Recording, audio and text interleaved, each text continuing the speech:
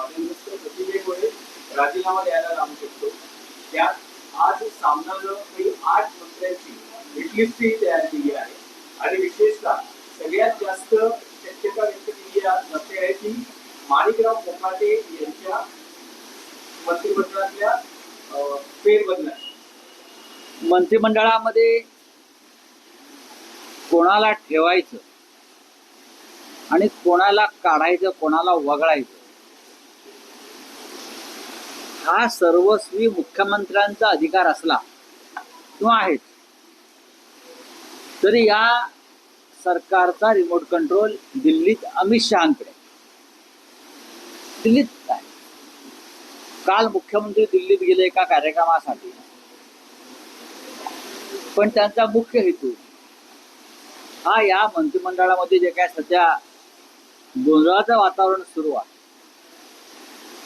आणि त्यांच्या नियंत्रणाबाहेर स्थिती गेलेली आहे,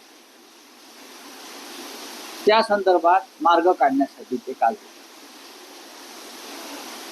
मी गेल्या काही दिवसापासून सांगतो की या मंत्रिमंडळातले 4 मंत्री जाणार आहेत. संजय शिरसाट एक मंत्री आहेत मला वाटतं, त्यानंतर माणिक कोकाटे, योगेश कदम यांचं नाव त्यात जोडलं गेलेलं आहे. बाकीची नावं समोर येत आहेत, पण 4 वरून संपूर्ण मंत्रिमंडळाची सफाई करून एक वेगळ्या चेहऱ्याचं मंत्रिमंडळ आणावं अशी चर्चा दिल्लीत आणि मुख्यमंत्र्यांच्या वर्तुळात सुरू आहे.